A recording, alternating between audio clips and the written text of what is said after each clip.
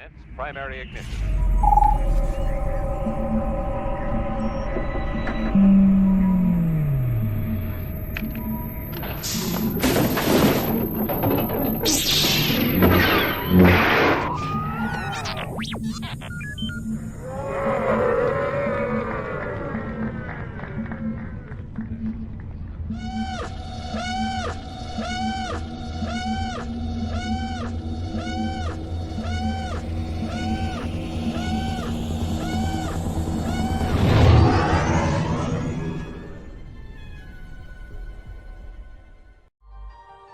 Hey everybody, my name is Christopher Sean. I play Kazuda Ziano in Star Wars Resistance, and you are watching the Virtual Cantina Network.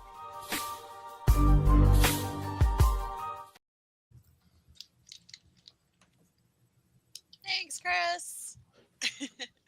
Welcome, citizens of the Republic, to another episode of Clone Wars Revisited, brought to you by the Virtual Cantina Network. And nobody put it on the screen, so I've forgotten. We're on season 3. Season 3, episode 8.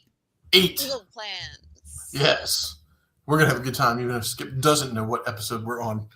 Some Cad Bane is what we're going to get. Mm-hmm. Yeah, well, then we're going to get all kinds of wildness because Mark, Ashley, and I decided when we did the show that we would do it cold. Even though all of us have watched all the episodes, that we would not watch the episode before we came in so that you would get our almost new representations of what we feel like this episode is about. Yeah. Oh, we are shocked every time when we see an Ahsoka, an Anakin, or whoever. I'm like, oh, right, there are clones in this show. Truly, we are doing this off the cuff.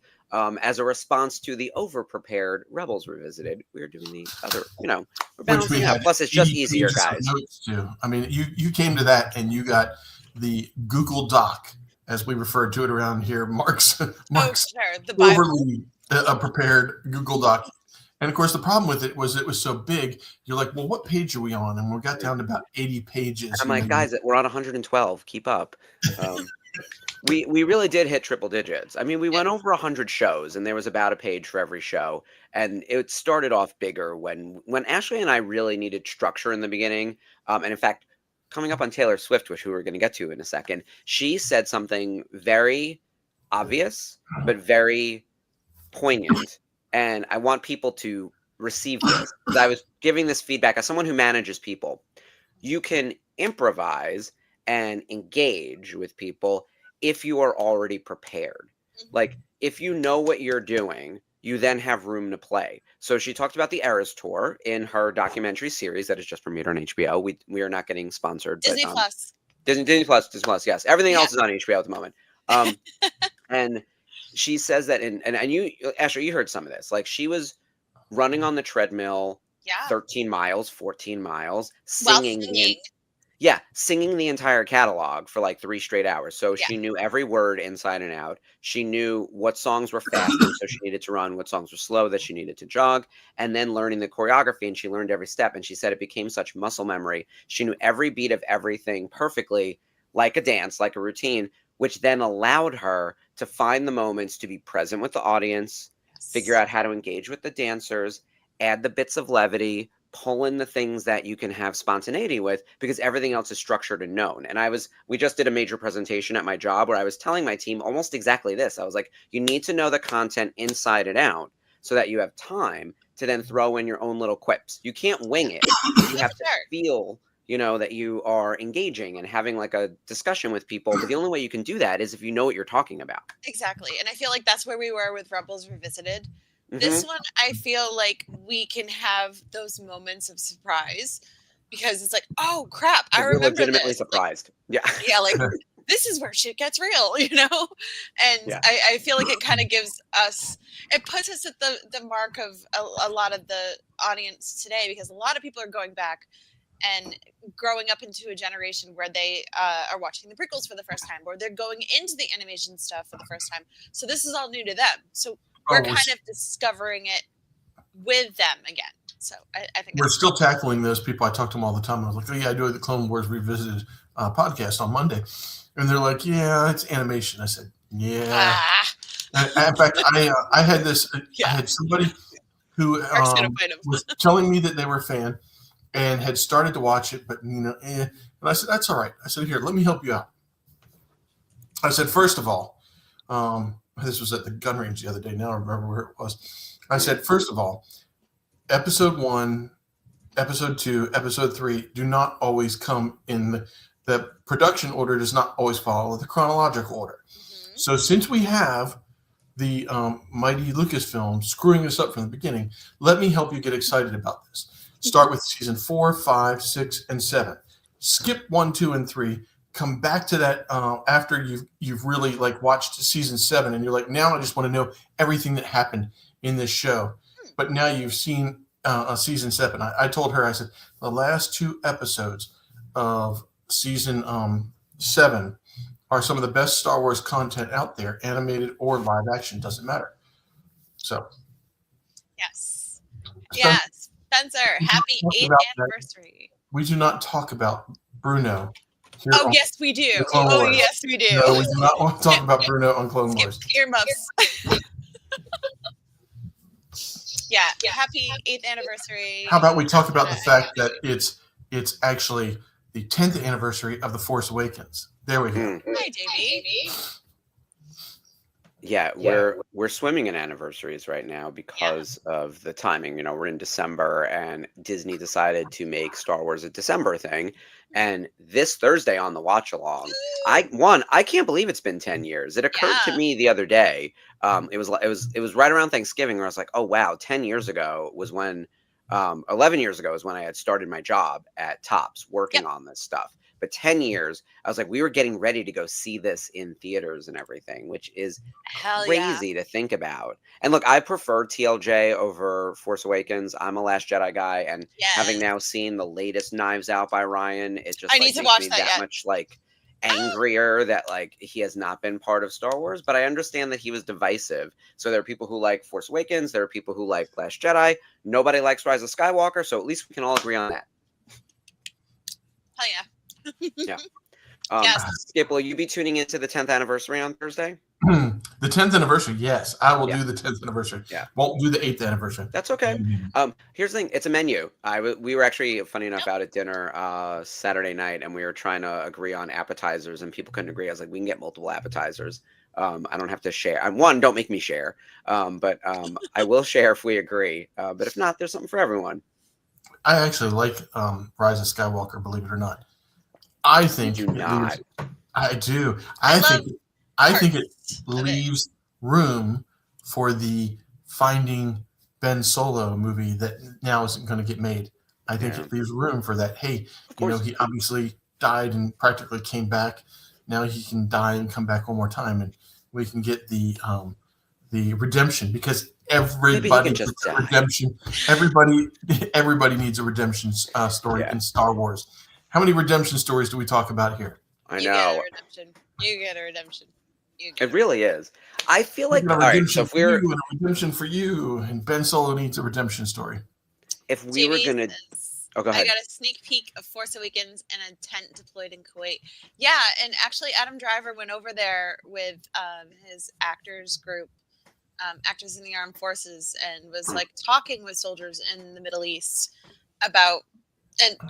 I guess he was filming The Force Awakens during that time, and they were asking about it. Is it true? Is it happening? And he goes, what? I don't know what's happening. So that's really cool. There's definitely, and we've seen this from JB, from Colin, from people we know in our group, there is a very big overlap of people who have served in the armed forces and people who love Star Wars. In fact, many of them will tell you that Star Wars got them into aviation or into wanting to pilot or to be a pilot or just otherwise be a part of the military. So I feel like that is definitely a bigger than expected overlap of circles. Talk to Colin. Yeah. I got to get you, Colin, and JB in an aviation-oriented show. That is one of my thoughts for 26. Not a monthly. Pilots are us. Yeah, I think it could be really fun. We're doing I Know as a monthly. Daughters is now a monthly. I think that there's room for those types of special presentations, especially with the new movie coming out next year. I feel like we're going to be doing a lot more one-off kind of specials, and I think it'd be really fun to get the aviation nerds up in here and tell us some things. I'd like to learn some stuff. So I think that could be really fun, Skip. What do you think? Can I get you on a second show? Yeah, the January special, the aviation boys, Yeah, I would love that. Yeah, Fly Boys. Like we'll figure it out. That's what they should call it, the Fly Boys. Yeah, I'm gonna trick Colin into coming on more frequently. I just wished I used my skills as much as Colin does, but then again, he's constantly gigging. Yeah. I hope that it works out again, that he's able to like fly when I'm out in San Diego, because that was fantastic. Yeah. So okay. What do we want to talk about? We had obviously we have our new episode coming up. We have The Force Awakens 10th anniversary happening on Thursday. We had a Daughters episode last week that was all about the gift guide. And I think you're coming up on some deadlines. I think a lot of those small scale creators were saying that like get your orders in by around the 15th. So today, people, today. Yeah. Like go watch today that is episode. like the max deadline. Yeah. So as much as we love you watching us, go do your orders right now. Go buy your things. Or have us on one side, and instead of watching the episode, just put up on your other That's screen. Why we have our phones. Yeah, get with it. Yep. Oh, and correct. The Rendezvous Network. So I do want to put this up now, and we'll come back to it again. And then I don't want to miss that comment about JB also. This is really interesting. So we have a news desk happening on Thursday. Spencer's being joined by JC from Scum and Villainy. For everyone who was on the family vacation back in summer of 2024, when we went out to California, we had an event at Scum and Villainy where we had a whole bunch of actors. It's the place that looks like the Cantina. And it has other geeky stuff as well, but it's mostly Cantina inspired. They are going to be opening another location. And there's going to be an event that we're doing with them coming up in the future. The reason we're having this news desk, though, is that their second location is being essentially crowdfunded. Like there's an investment thing happening. We've posted about it up on the network. So we're inviting everyone on our network from the VCN to be a part of the initial investor group. There's a whole bunch of awesome perks. You'll learn all about it coming up on this news desk. And look, no pressure. I realize that times are tough right now, but if you're in California, this could be a really interesting thing, especially if you visit the location frequently. It's going to be in Burbank. Spencer and JC will tell you all about it. I think this is really cool. I had a blast at Scum and Villainy last time. Skip, you were there. That location was super cool. I enjoyed that. That was a good time. Ashley, I know you weren't on the family vacation in 2024, but you haven't been to Scum and Villainy out in California. I have not been to LA. Okay. So I'm really excited for 2027. 27, girl. I've already told people I'm a very easy traveler, so I know I'm going to go with work, but I don't know how many people I can legally pile into a hotel room until they kick you out or it becomes a fire hazard.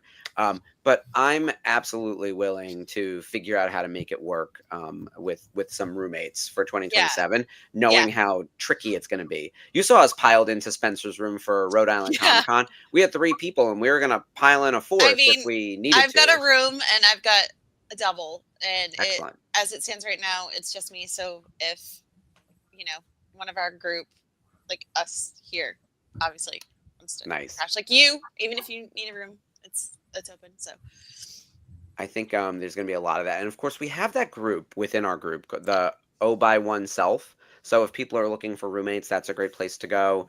Look, we have a lot of time before 2027, but there are other events coming up.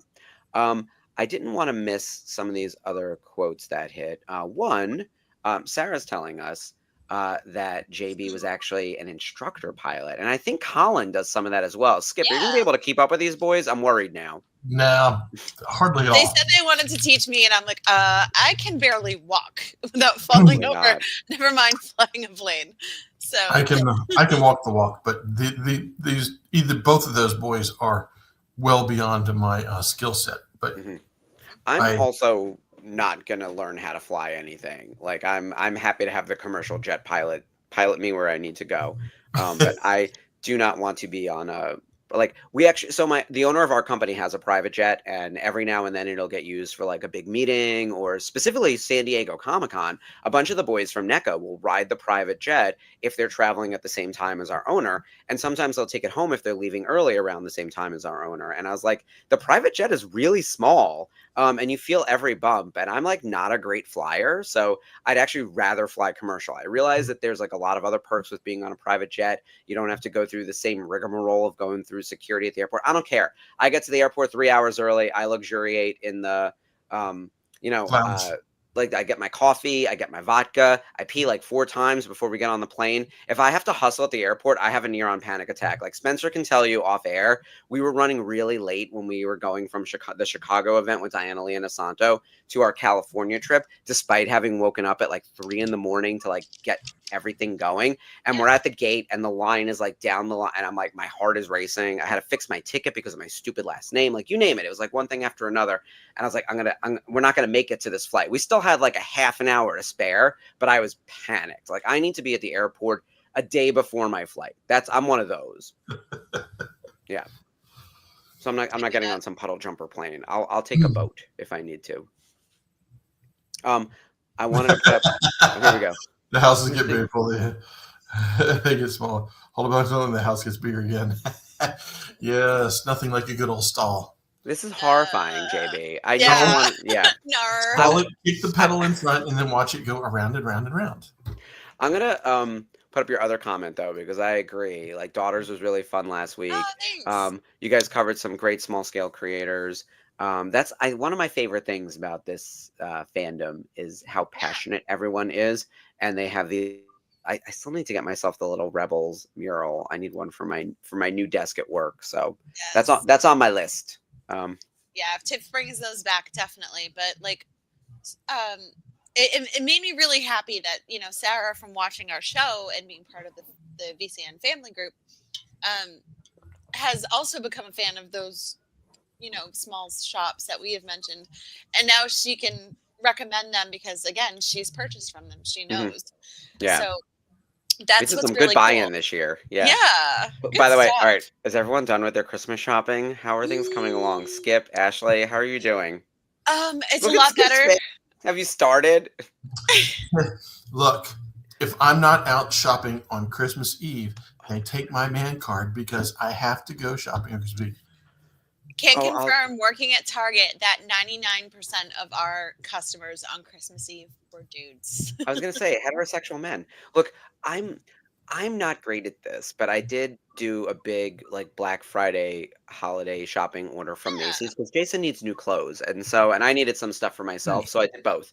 But I'm having a real mental block on what else I should be getting. And for my nieces, my sister sent over an Amazon list and it was like, we got that and that, and it's coming here easy breezy. But I'm struggling this year. I'm also struggling to like find the Christmas joy because everything sucks. But I think that's part of the block too. Is like, well, if I can't feel the holiday joy, it makes it harder to shop. It just feels like I'm buying stuff as opposed to like feeling Christmas. Like I know commercialism of Christmas is a double-edged sword, but like we were at Hudson Yards yesterday and we were walking around and I was like, I don't feel inspired to buy anything.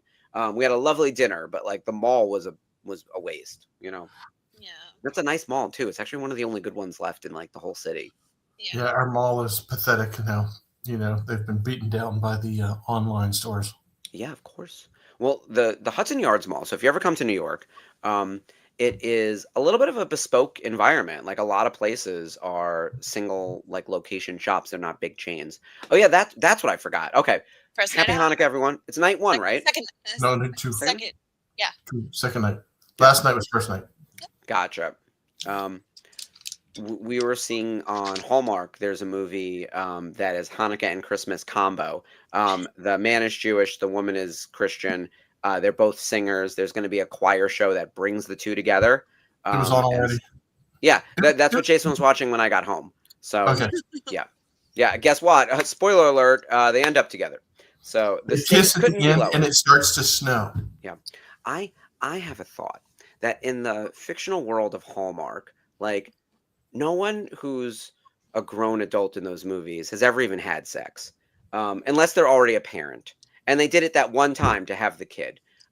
There's this weird like infantilization of adults where they're in their like early 40s, but yet somehow still have grandparents that look like they're 65. They've never had a meaningful relationship. They won't give their parents grandkids. And they're always like struggling in work or doing too well at work that they can't focus on anything else, right? Like there's an inability to balance why are they something. me? Yeah. No, but that's, and what's funny is I think it is actually all of us, right? Like it's actually probably true to life. But like none of them are capable, competent adults, and they certainly don't have a sexual bone in their body. Like the longing glances and the ability to get like a kiss on the cheek is so ridiculous. Because especially as I'm like simultaneously watching Heated Rivalry, where like these two were banging in the locker room after looking at each other. Like it was the kind of thing where they like their eyes met and then every other part of their body met also. Like, you know what I mean? Like it's just such a disconnect from reality. And I know that Heated Rivalry isn't reality, but it is closer to my reality than Hallmark, right? Touche. Yes. I've been. But I love my Hallmark. So Skip, show off your haul. Oh yeah, I want to see the ornaments. Okay, so so I can live vicariously through you. Let's go. Yeah, Saturday I went to I was like we were doing tree decorations and I was like, and we were also in the middle of watching Stranger Things, my daughter and I said I got to take a little break, Avery. I'll be back. Are you caught up? Are you current? I'm on season 5, but I've not gotten to episode 4 yet. Gotcha. I'm on episode 2. So happy you're so close. Yeah! We're days away. We're days away, man. So I ran down to the Hallmark store. Let's see. Here we go. Yeah. Push forward. And this guy was hanging on the wall, and with a sold out sign, out of stock sign on it. So there's move. Where's my little homie? Where's my little war criminal? There he is. He looks so good. He's so adorable. I love him. So many people. Little he belongs at the top of the tree. Criminal. He's going one tree. He's a star, damn it. He is. And then I picked up a couple others because I'm really bad about Hallmark decorations. It is my weak spot. As you should, as I have 3 totes full of keepsake ornaments. Ooh, it's Cass. Cassian Andor. They've got him wrapped really well. This one I had not seen until right now. Okay, here we go. Yeah, he arrived in October this year. They didn't have him early, but he's so rad. He looks good. Pew pew. Pew pew. Yes, we must have a little pew pew. At least season 2 had some pew pew. This might be the comment of the night, Spencer. That's awesome. Chopper would push the other ornaments off the tree. And then, oh yeah, when they start falling off the tree, I'll be like, "Don't blame the dogs." Chopper. Okay. Look at the white. Love that. Oops. Sorry, Mark. Okay. I don't. Ooh, She looks good. I have that one too. Ahsoka the White. Does her? Oh wait, no, I have Ahsoka the Gray. Or gray. Well, actually, she's more white. But what was she supposed to be? Was she supposed to be the gray? No, that's the white. That's the white. But last year they had the gray, and I missed it. I got the gray one last year. Sideshow piece. What did you end up getting from Sideshow? I would. So I do customer service ambassador chats for them. I highly recommend you go into your orders, click get help from this item underneath your order, say that it arrived damaged, take some photos, create a ticket, and the returns team will get back to you in a couple of days, let you know what you need to do next to get that repaired for you. They're awesome. They'll help you. Now, I will tell you, for those of you who are, and unfortunately we can't give this advice to Ashley because I already did, and she said it won't work. But this guy, like I said, was hanging on the wall, but it had a sign that said all sold out. So they sold me this. They went back in the back and found the box for it. So I did get it boxed. And you got the floor model. Oh, that's I got awesome. the floor model. This you was have the famous that, Chopper. Welcome, so Chantel. if you're looking for Chopper and you're like, oh my gosh, it's too late, go into the Hallmark and see if it's on the wall, and then ask them if they'll sell you that one, and do they have the box. And I then also send it to me because I need him. I got one of the big ones that has to plug in. It's the Let the Wookiee Win.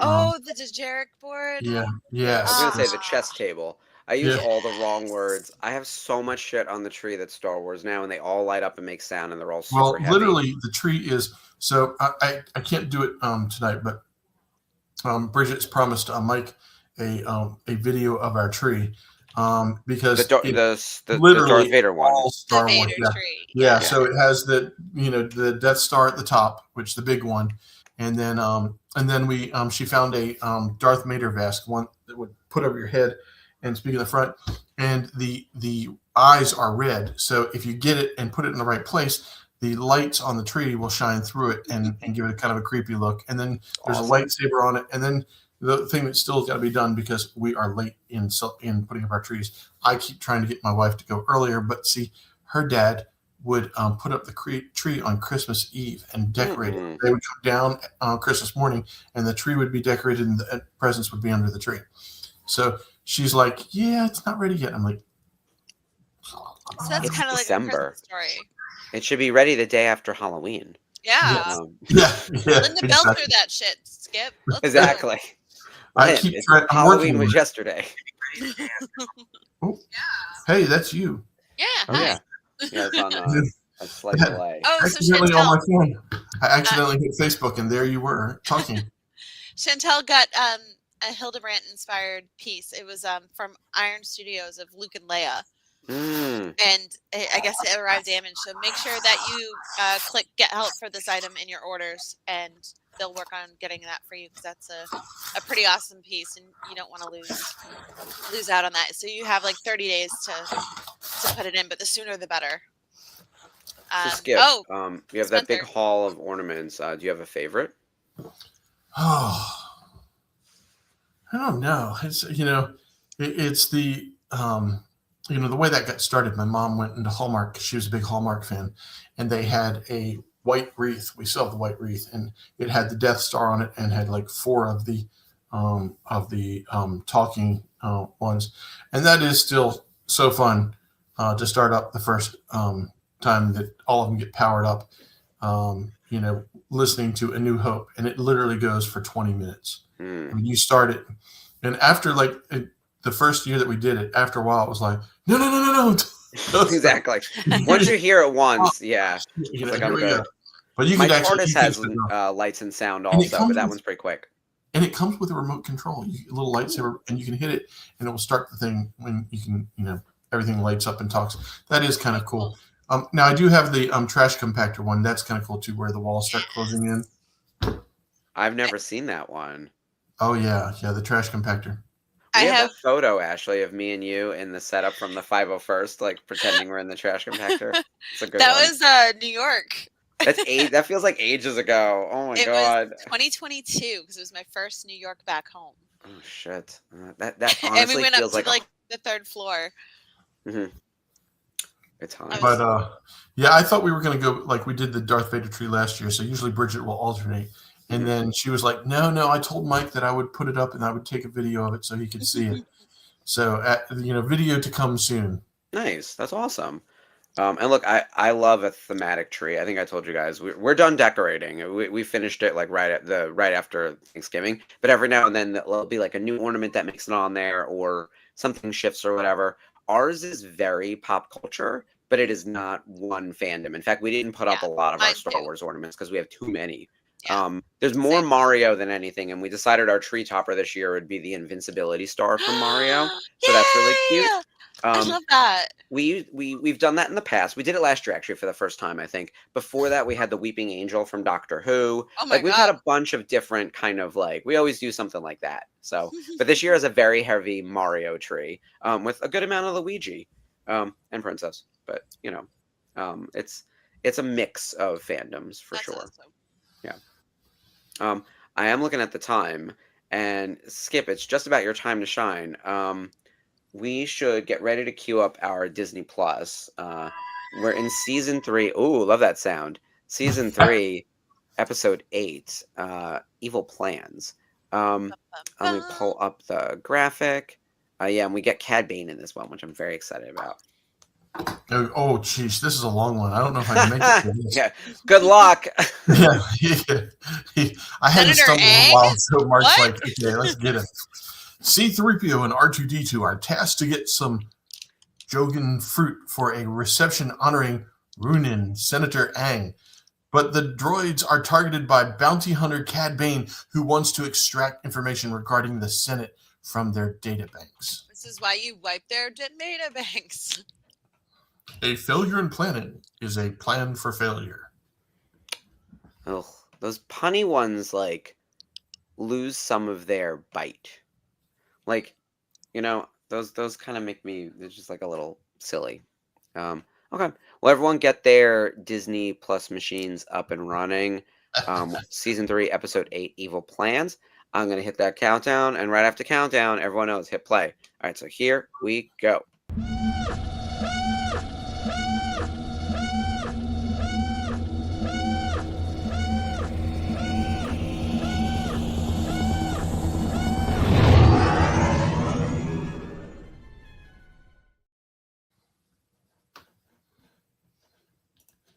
And I'm the idiot who didn't press it because I'm trying to look up the...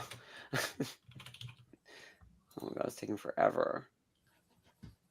I knew I should have hit it sooner. Oh, Disney Plus. Ever since it integrated with Hulu, it does not function the way I need it to. Yeah. Just that front page loading, you could tell they're working out all the bugs. Like, it just will not... Sure. You can see it struggling. Yeah. A nefarious mission. Evil Plans! I love when immediately they go right out of the gate with the title of the episode. Evil Plans!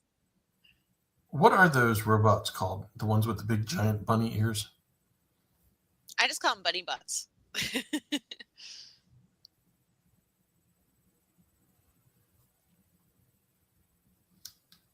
Oh, that's a pretty dress, Padme.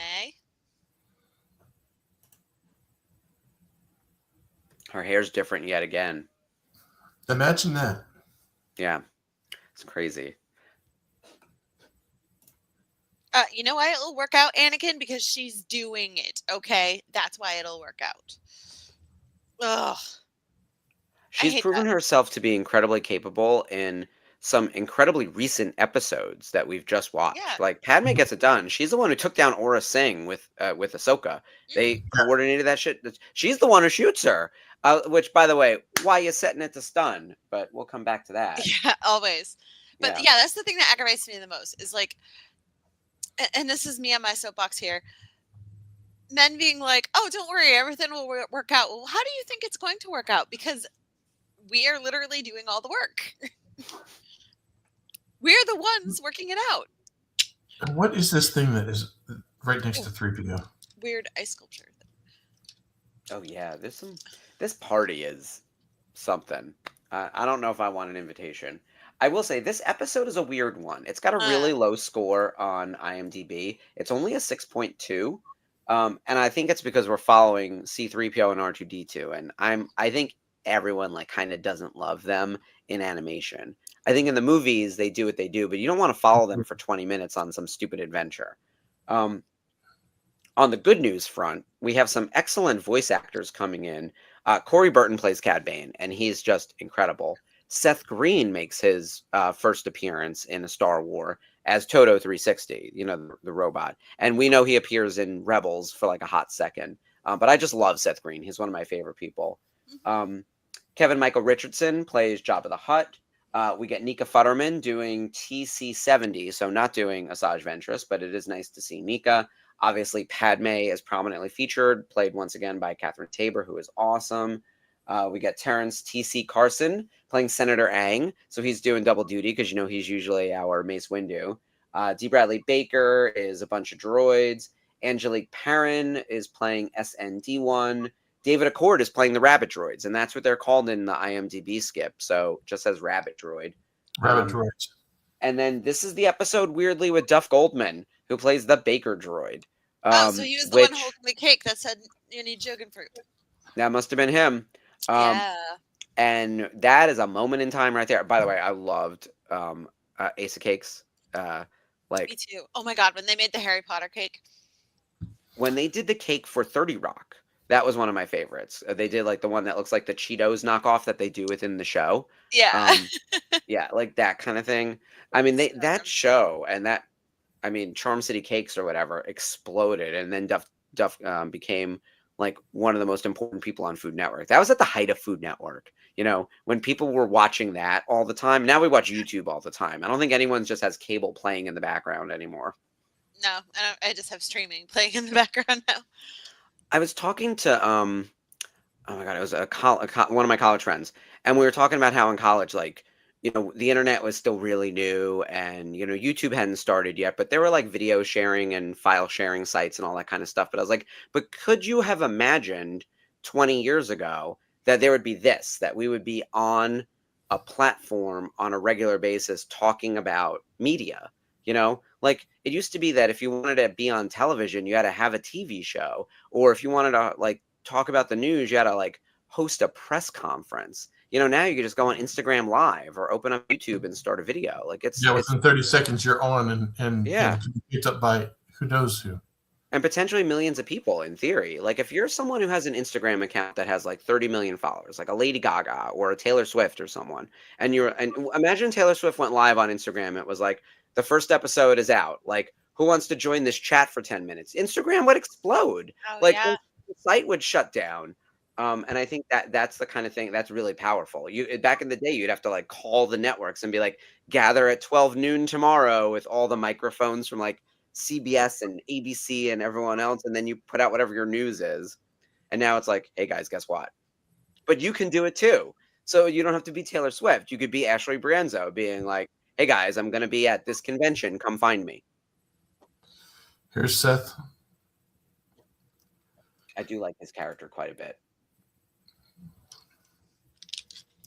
So, Ashley, you were with me when we met Seth. Yes. And he signed your Rebels poster.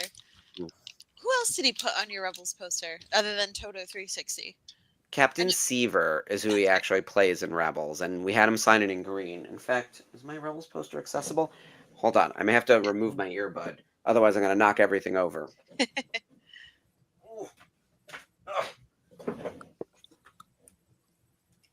He was really, really nice. And he was one of those where, like, we took the big group selfie, like Spencer's in it and a bunch of other people.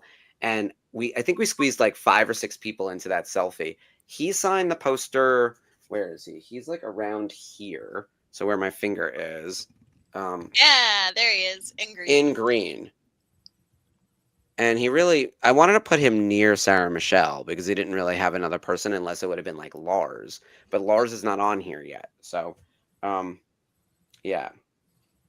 I made a little bit of progress by getting Nathan Kress. That was really cool. It looks like R2-D2 just went into the red light district for droids. I know, right? Yeah. And look, why is everything Blade Runner? Actually, I don't think I've seen this episode. I think this is one I skipped because I was really. Yeah. I mean, it's not great. I don't remember this at all. I do love a Cad Bane. So even if the episode's not great, like just he has a lot of swagger. He's an interesting character. I love a bounty hunter. I hate C-3PO as a character. Like if I could eliminate one droid from all of Star Wars, it would be him. Yeah, because he doesn't shut up. I like this with the oil bath. Spa day for R2. But yeah, the Taylor Swift End of an Era documentary was amazing. First 2 we got the first 2 episodes, right? Yes. Yeah. Oh my God, so good, so heartbreaking in some parts. They cover the canceled shows due to a potential ISIS attack in Vienna, and then the attack on a dancing class, a children's dance class in Southport, UK, and just everything she went through with those, and how she was there for the parents of the victims, and it was just the toll it took on her for that. But and then it was exhausting. It went on for like 2 years, that tour. She was able to start that tour and then add Tortured Poets. And it's interesting that you could see her like, I now have it in me to write about my breakup. And then by the end of the tour, she has the new boyfriend. I And like, know. it feels like a It's so lifetime, cute. which Yeah. I think is the way we're all experiencing time right now. Is like everything feels like it just happened and was 1,000 years ago, and time doesn't make sense. That tour is like indicative of that. Sure. Yeah. 149 shows, 50 countries over, 50 countries. 2.5 years.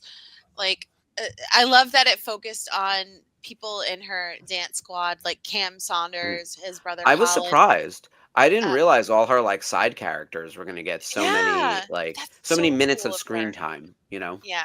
And their mom was like amazing. And the whole reason why he got the gig with Taylor was because his brother, Colin, who actually played with Travis Kelce on the Chiefs Yeah. when they won their Super Bowl, um, paid for his airplane ticket to audition, and he got the job. And the rest is history. So And it was he was a cool things highlight of like that that. tour. Oh my God.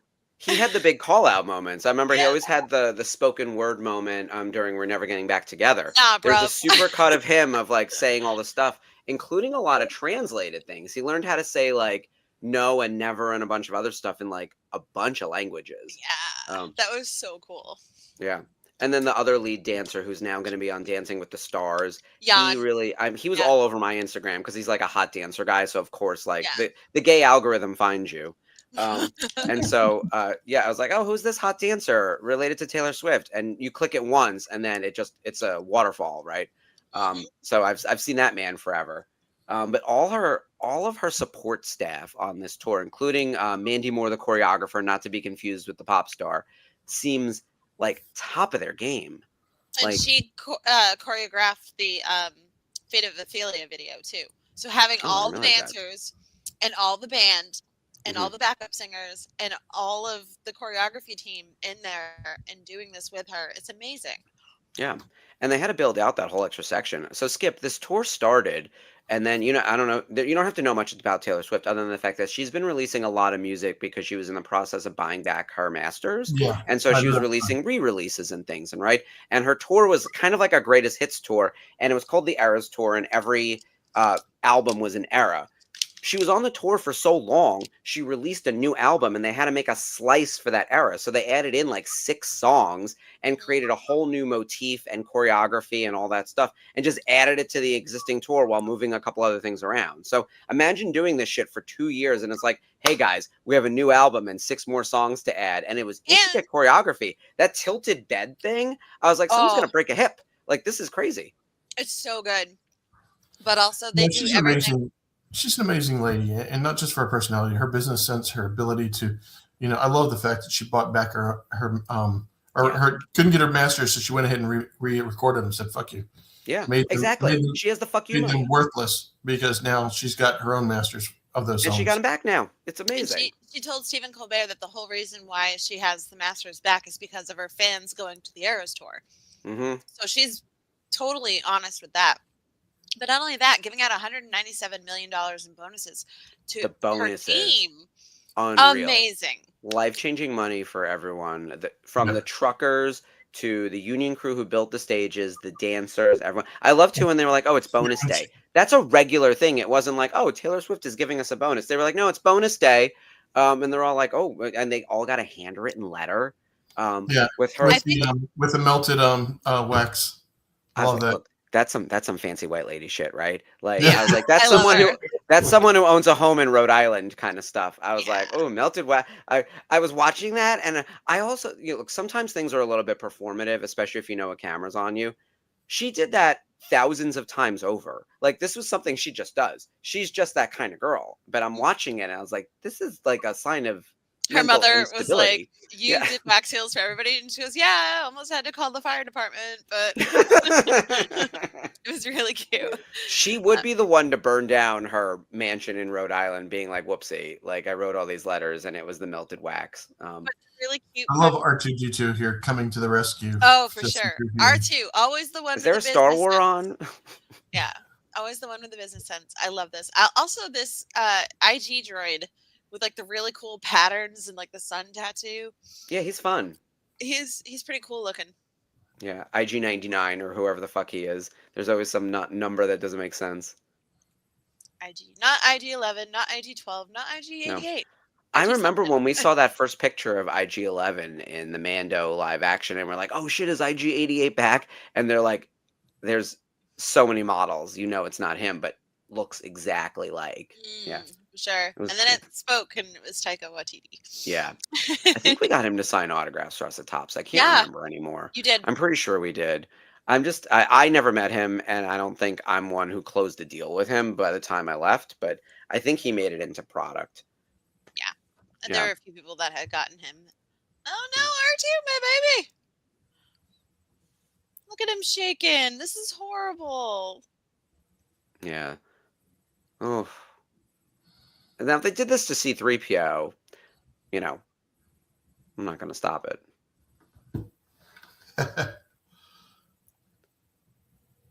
There's too much information in this droid.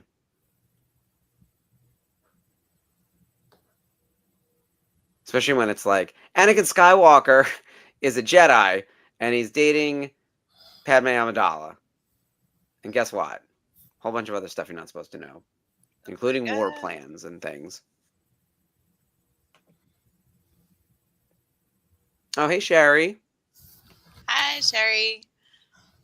So, we are talking extensively about Taylor Swift because that was kind of the pop culture moment of the weekend. Because I think from a movie perspective, I feel like Taylor Swift and Dead Man were really Wake Up Dead Man were really like the big news beats. Wake Up Dead Man is now on Netflix. It was playing in theaters for like a hot minute, I think, because they want to qualify for movie awards as opposed to television awards. Right. That's really the big purpose with that. And great, it was a great movie. Did you solve the mystery? No spoilers, but did you guess correctly? I haven't seen it. Okay, I guessed correctly. I heard a lot of people have. So yes, it is the easiest of the three mysteries. Okay. There's also here's the other thing too. Glass Onion got me on a twist. Glass Onion I thought was actually legitimately confusing, and a few people have said they don't think that movie plays fair with the audience, and I could see that. I actually love Glass Onion, by the way. I think it's a solid A. I think Knives Out is an A+, Glass Onion is an A. I also think Wake Up Dead Man is an A. I still put the first one in the first slot, but there is a pre-production clue that I picked up on accidentally that other people have also picked up on. And then when you watch the movie, I do think the mystery is easy to solve.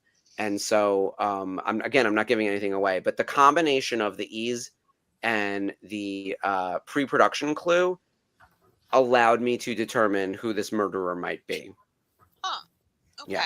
And it's the kind of thing where, like, once you watch the movie, you'll be like, oh, got it. So we have to regroup afterwards. But by the way, highly enjoyable, even though it was the easiest to solve. It's also the most serious. Like, I thought the first movie had a really great balance of seriousness and camp. And the second one was like the zaniest shit I've ever seen. It was almost like a broad comedy. Yeah. This third one felt like serious as a heart attack, despite some of the weird language choices from Benoit Blanc. I can't even say his name. Love it. My friend Stefan's daughter Adele is an associate producer on this. She was Ryan Johnson's assistant for a while, and now she works under him as an associate producer. And yeah, she loves these films. So and they do such a good job with this. I know Super Yaki had a shirt, another version of it's a Ryan Johnson whodunit, duh. I have the first edition of it, but they made like a fancier one with all his films on it, and I just missed the cutoff for that. So I was like, oh, why don't I learn about it too late? But yeah, I love their stuff. Oh, Jabba. Oh, all these huts. I wonder how many of them are going to be left in the Mando time period when the Mando movie comes out. Because if Jeremy Allen White is playing a hut, do we think there'll be other huts?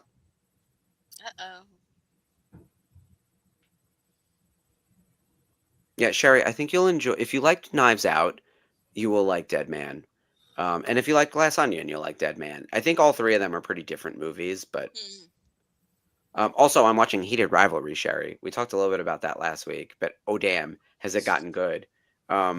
there are emotional stakes. It starts. Here's the thing: they hit you with like the hot sex in episodes 1 and 2, and it's gotten progressively more emotional as we go.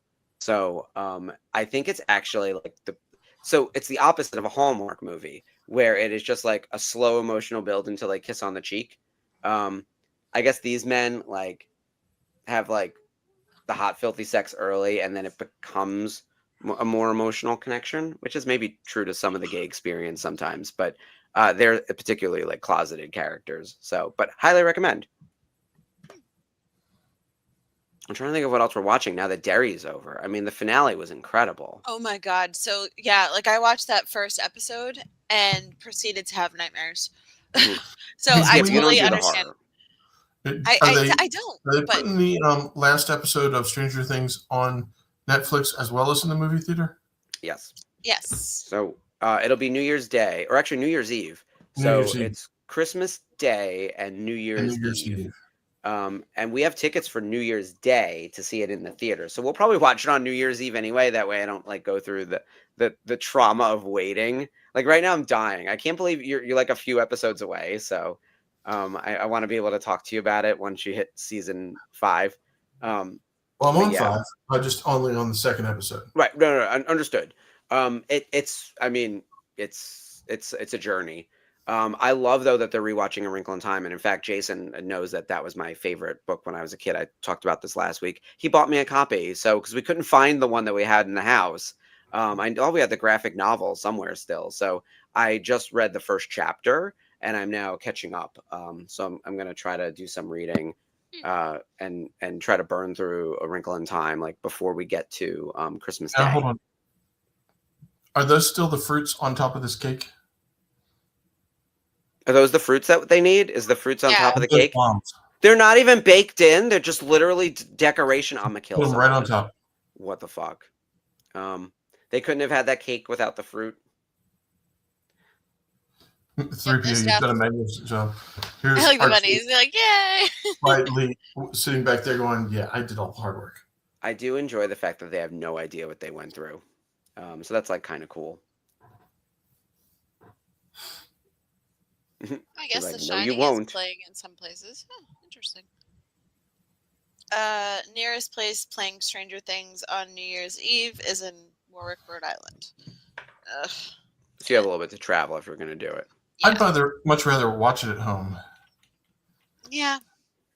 I want to watch it at home first and then do the in-theater experience. Yeah. Yeah, it's just Why is that lady dressed like Yzma? Also, today's the 25th anniversary of The Emperor's New Groove. Oh, love that movie. Yes. It's one of my absolute favorites. It's also highly memeable. Go ahead. Here's what I want to discuss. Can you believe that Zootopia 2 has already received $1 billion in sales? And I hear everybody that's gone to it just loves the thing. Yeah, it's on my list. I didn't get a chance to see it yet, which is unfortunate because I've heard nothing but great things. Yeah. And I'm technically a licensee. We're not doing any product for it though. We just don't have like a core character to make for that franchise. But we're thinking of doing like a pet costume next year, maybe of the snake. I don't know. Dress up the your snake is prominently like Huey Kwan. Yeah. But yeah, I'm hearing great things about it. And look, children's programming is very hit or miss. I also thought Inside Out 2 was amazing, and we actually just watched an extended look at Hoppers, which looks really fun. That's coming out in March. It looks so fun. Yeah. That's exciting. Yeah. Nickelback. Who are you kidding? Don't listen to Spencer. I'm not putting that comment up. But I do I like this plan, Sherry, to do the binge. And then you only have a week between Christmas and New Year's Eve to then, take it all in and get ready for the true finale, which I'm hearing they're going to answer all the questions. I thought, though, there was like another teaser that dropped today. That's what came. We had the Supergirl trailer drop in the last week. Oh, my God. So good looking. I love that. Yeah. And Lobo. Hello.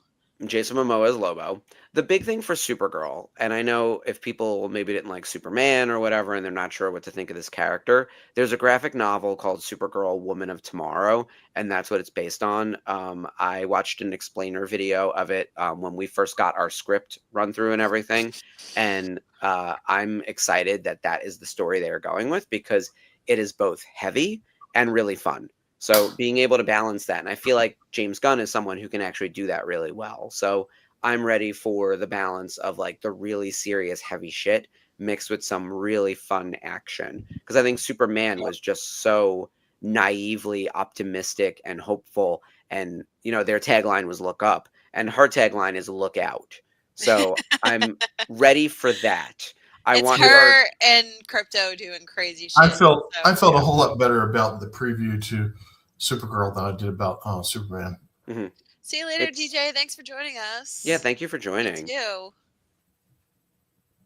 Yes, we will. Yes. I'm going to put this up. We that is the number one thing we do is take care of our crew. So have a great lead up to the holidays. If you're traveling, safe travels.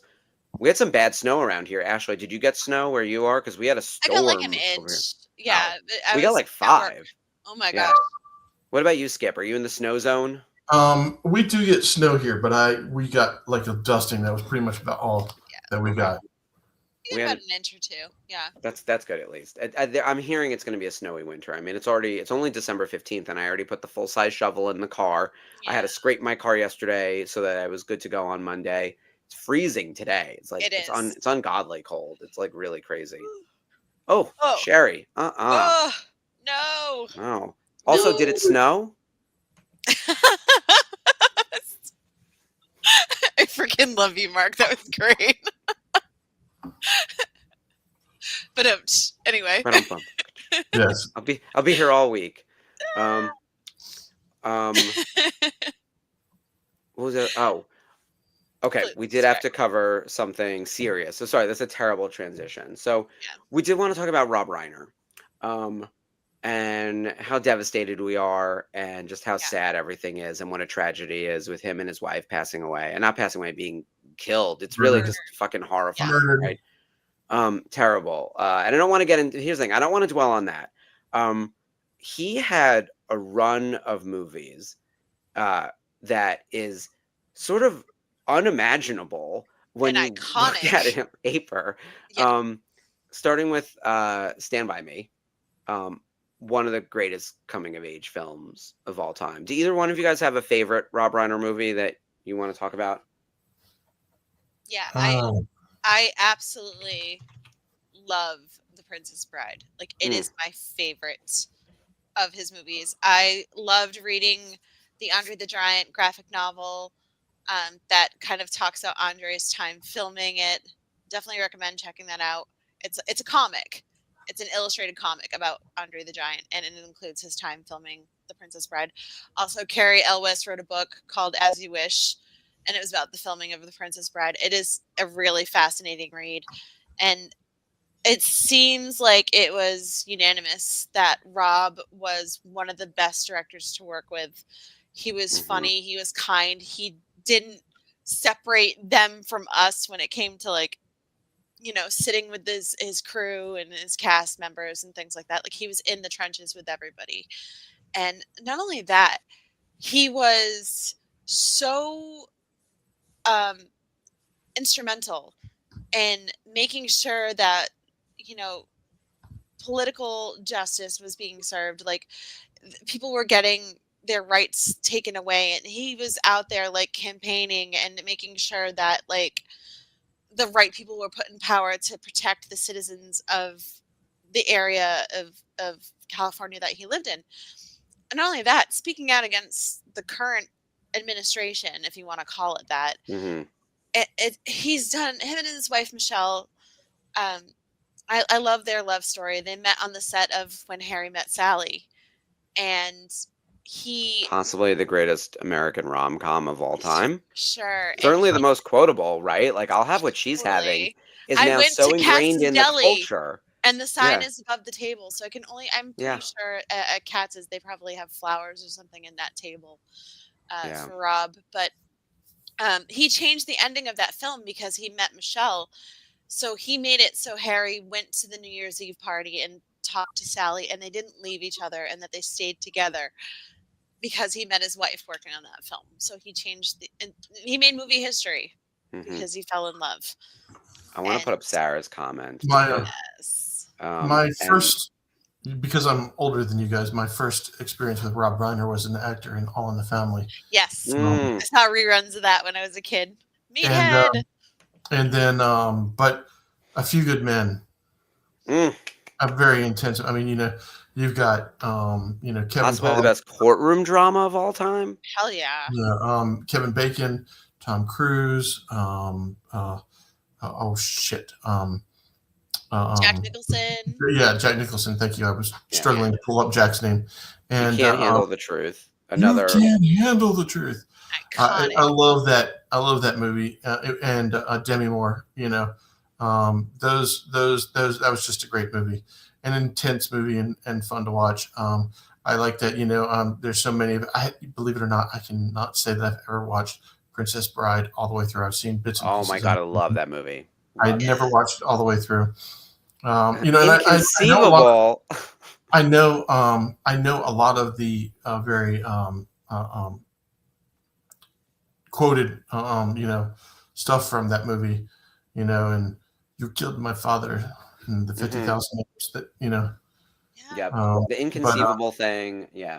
Yeah, but yeah, I was a big fan of A Few Good Men. He just it's amazing to me, all these people that worked with him. Kevin Bacon was just in tears talking about it. So he'll be lost. He'll be missed. I'm sorry, he'll be missed. It was quite a loss. I agree with this. We do need a watch along, and maybe there's something we can do. We were doing movies we're thankful for. We've got our 10th anniversary screening of Force Awakens happening this week, but maybe we can do something like as a little bit of tribute. I would love Princess Bride. I think people would vote for that one. Although the Carrie Fisher connection with Harry Met Sally is also a really good one. But is it family friendly? It doesn't matter. I mean, we do. Okay. We do it late enough. We do VCN after dark all the time. 10 o'clock at night, which is why half the time why I don't watch it, because I'm like. I was joking about doing a watch along with Heated Rivalry, but I don't know how many people want to watch that with others. And if anything comes out of this, it's another screaming notice that we've got to do something about mental health in our country. Yeah. Sure. It was a tragic weekend in a variety of fronts that I also just don't want to get into. I mean, our hearts are with everyone at Brown University. Rhode Island Comic-Con is one of our hubs, and we go to Rhode Island every year. Providence means the world to me, Ashley, Spencer, everyone else who goes every. I've been going there since I was 18 years old, hanging out on that campus, Fair Street. That is my second home. And I am absolutely heartbroken for those people, and I hope the perp is found. The worst part of it, I opened Threads because I don't use Twitter anymore, but they were talking about a bunch of the kids who were students at Brown in lockdown, and how many of them, this was their second school shooting. This became like a running topic because there was a couple Parkland survivors. Yeah, and on the anniversary of it, just I this is where the hopelessness comes in, right? And it's also where I think everyone's really struggling, trying to find like the joy in Christmas this year and everything else. Which is why we do this. It's why we watch Star Wars. It's why we get silly. It's why I drop F bombs before 9 p.m. So, that's right. It's why I'm watching Heated Rivalry. I need something, damn it. So it's the kind of thing where we're carving out joy where we can. And I do want to do a Rob Reiner watch of some type. I was actually going through his list to figure out like what is the movie to watch, and I keep coming back to When Harry Met Sally. That's one of my favorites. He also did so many episodes. He actually did all of All in the Family, and I love All in the Family. Like that show is the right thing for me because it's like incredibly progressive while also being like incredibly vulgar for the time and dealing with a character who's like wildly inappropriate and then kind of learns his lesson, but also doesn't really learn his lesson, but the people around him like view him as being ridiculous, but it works. And everyone's kind of in on the joke. Like the Jeffersons come and visit, and there's a lot of racial humor when the Jeffersons come and visit. Right, and they got a whole ass spinoff from that. But like they started from there. They have a drag queen as a friend of the family with a really great, interesting arc. Like that show is just incredible. They tackle abortion. Like they do a lot of really interesting stuff in a show from like the late 70s. Like it is kind of wild. So we actually just started rewatching Facts of Life, and I think we're gonna switch and maybe do some All in the Family as the next thing. Because I think that'd be I think the way you keep someone's memory alive is like if they left behind a legacy, continue to celebrate that legacy, right? Like I think people are going to literally open their Netflix and their HBO Max and everything else and find like a Rob Reiner movie to watch right now and find some comfort in the fact that he left us like some of these incredible films. Like Misery is one of the greatest, it's probably the best Stephen King adaptation and one of the best horror movies of all time. Kathy Bates won the Oscar. Like this man doesn't miss. Like everything is like boom, boom, boom. Like it's crazy. He did Postcards from the Edge. Yeah. Like, that's probably the one that Jason will want to rewatch because that movie that's based on the life of Carrie Fisher. Carrie's that's what we should watch. All right, as I scream into the chat, like there we go. Yes, watch it. Yeah. I'm gonna put up this other note about Rob, and then I'll say one other thing too because we know about how charitable and What do you mean the sides? I'm sorry, I don't understand. Sides, yeah. Spencer can explain, but the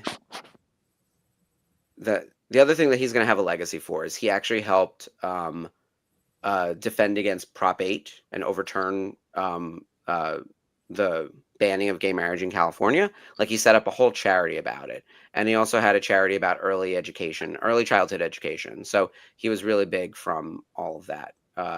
In someone who was like a social justice warrior before we sort of use that phrase, he was out there like in a time like Gavin Newsom actually just said it the other day, or I guess yesterday, that Rob Reiner was there at the front lines of like fighting for gay marriage when very few politicians would, when it was still like unpopular. And so he was early to the cause, like the way Lady Gaga was early to the cause and she was everywhere. He was doing that as well. So that's really the legacy that you leave behind, along with this amazing art that we have to watch now. So Sleepless in Seattle's on here too. I'm scrolling through the list. Like this is crazy. Like Bye Bye Love. He did an episode of Frasier, The Story of Us. Like this is Curb Your Enthusiasm. He has an episode.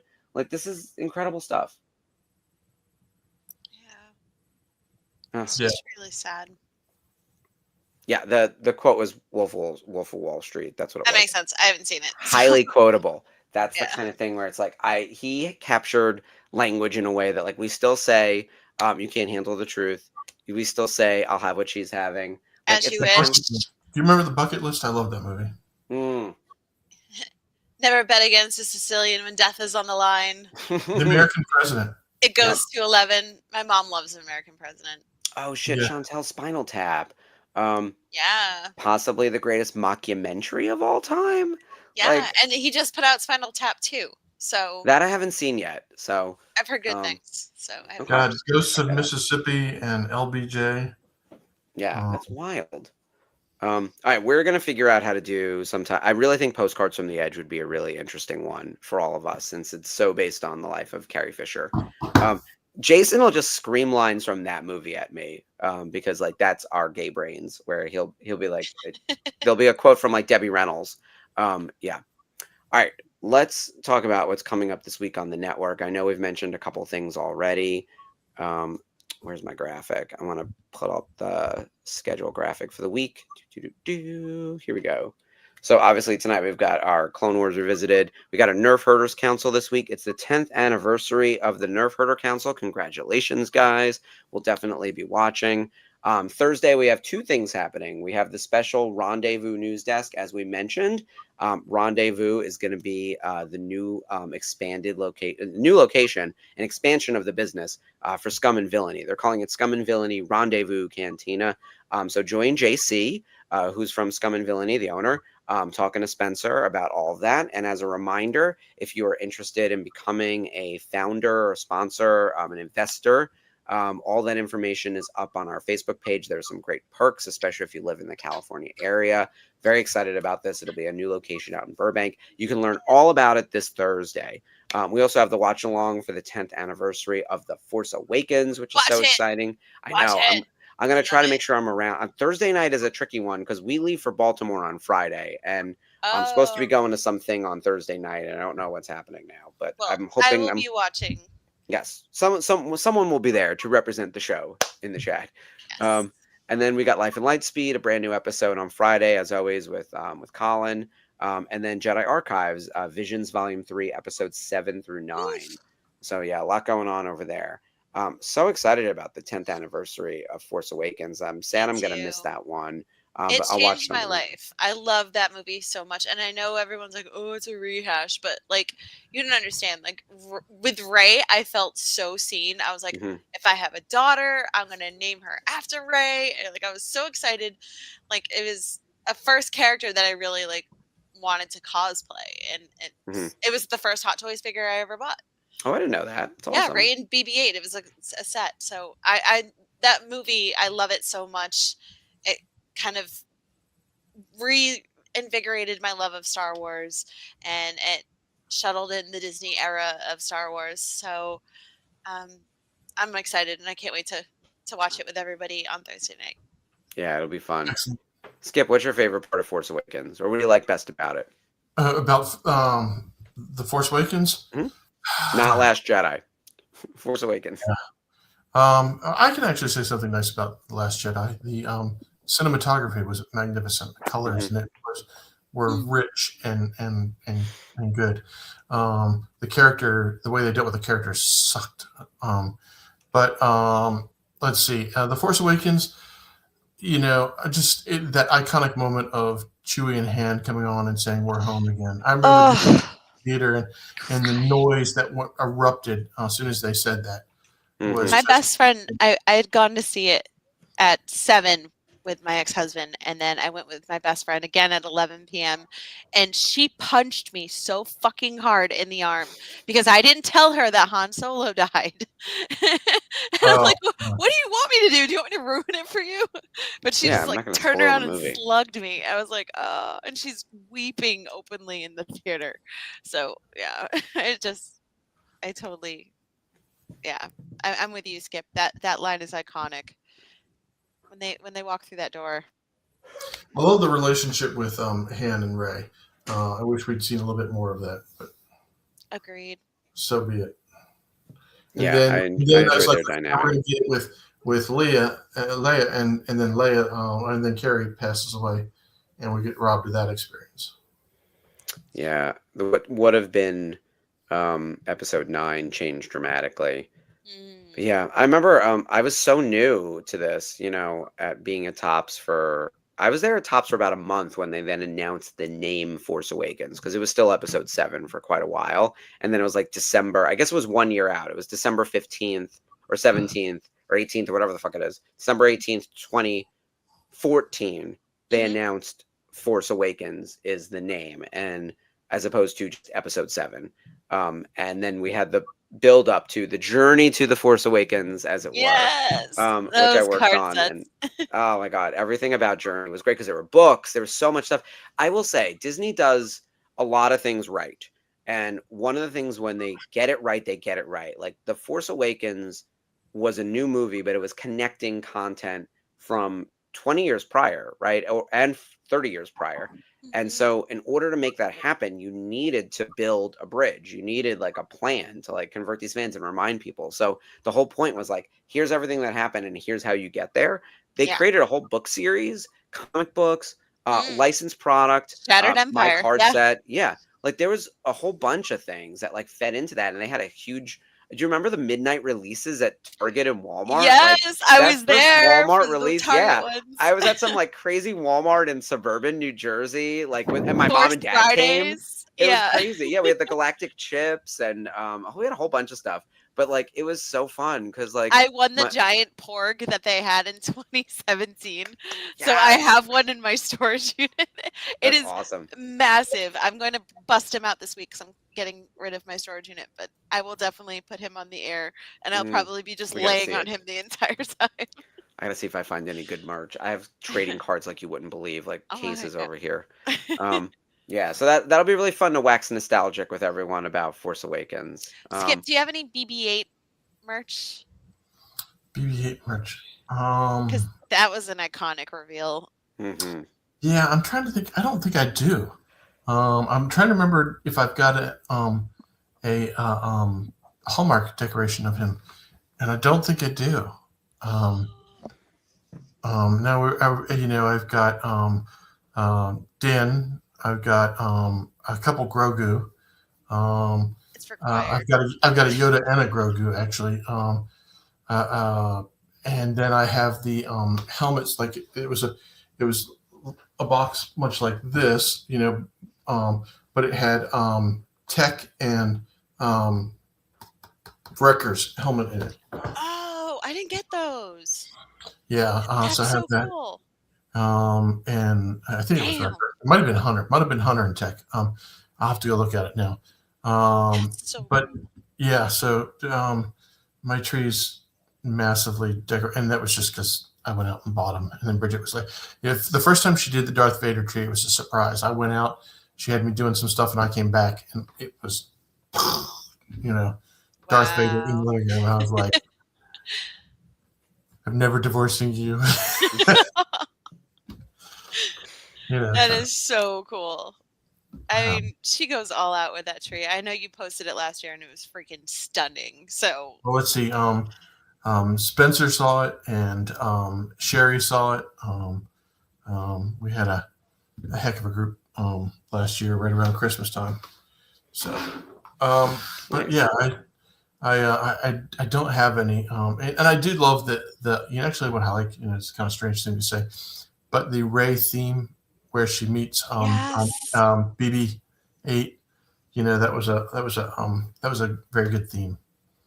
Yeah, I know John Williams took the sheet music that he had handwritten for Rey's theme, signed it, and gave it to Daisy Ridley. Oh, so wow. She has it framed, and it's like one of her prized possessions. It was beautiful. It's one of my favorite themes in Star Wars. One of my favorite videos is of these two kids going to they're probably high school band kids, and they went and stood outside of John Williams' house and played Star Wars music together. And he actually came out and listened to, he heard them and saw them. And then once he realized it's just two kids, he came out and engaged with them and listened to them and had a big time. That's so cute.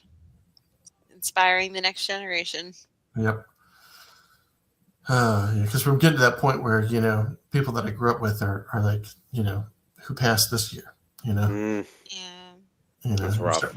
You start watching those, January 1st videos of all the people we lost this year, and you're like, dang. We had quite the year also. So guys, we haven't announced this yet, but we are going to be doing a year-end video.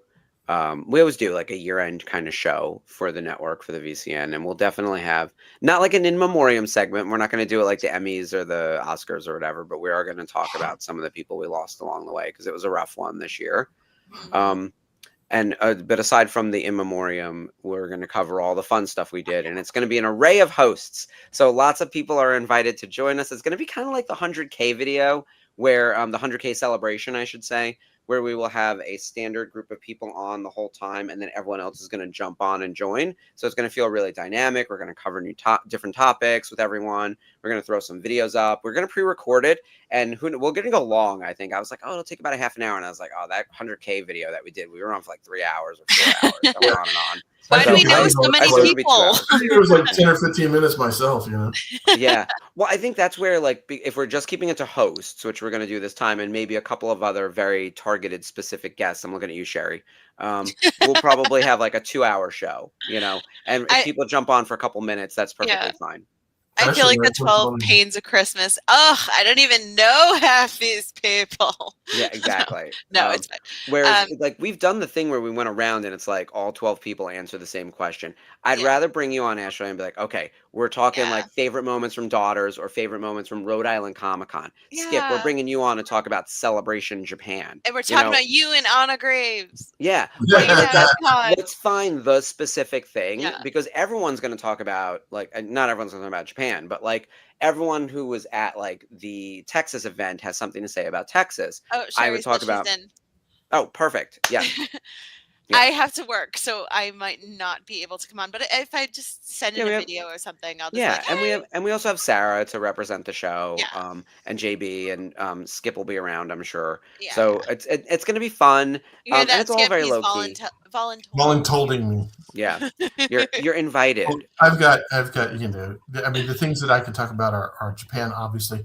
Also, the Bunta at Rebel Scum. Yeah, Texas. Line management, Mr. Line Management. Mm-hmm. We have a lot of overlap of people who are in Japan and at Texas, so we will divvy up the things. And we also have people who are at Rhode Island. So I'm actually like creating a list, of course, trying to figure out like who do I want to talk about what, but also who wants to talk about what. So I think Sherry could potentially talk about the planning for like becoming an admin this year and what is that like. I think that would be really interesting, right? Let's get a behind the scenes look at like, what's it like managing that Facebook page, especially at the height of Celebration. So when everyone else is partying in Japan, she's like, approve post, approve post, approve post. I used to do that for a sideshow, and I'm telling you, it's like, it's a trip. Yeah. It's such a trip. No, it's crazy wild.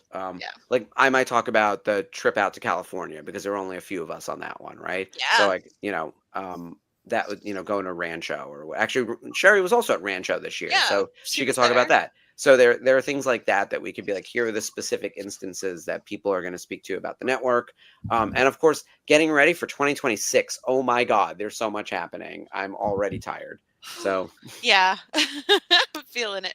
Yeah, it's going to be a good time, though. All right. I know we're well over, but that was a really fun watch. I know we barely talked about Star Wars because we talked about a million other things. We did sort of watch a show. It was there. It was on in the background, the way you watch Hallmark or whatever else. So, but we talked about Seth Green and we talked about Cad Bane. And we did. So, that's what's important. But yeah. Oh my gosh, Sherry. The reason why she was late to the show is that she was on a mod call. Christ, it never ends. The staff meetings never end. See, guys, we are working hard for you behind the scenes. Dang, look at her. Yeah, I know. I have a staff meeting this week that I need to deal with. Just programming stuff that I got to get sorted, but it's fine. We're always working hard for you guys, and we love doing it, and we're excited to be doing more of it in 26. So, as a reminder, follow all the content that's happening this week on the channel. Follow all our social channels, and especially tune into the special news desk happening on Thursday. So you're going to hear all about everything with Rendezvous. It's going to be really, really cool. It's a big deal. Yeah. All right, guys. Have a fantastic week. We'll catch you again next week, just in time for Christmas. So our last show before the holiday. Our next to last show before the holiday. Mm-hmm. Woohoo! Long live the Republic. All right, guys. Catch you then.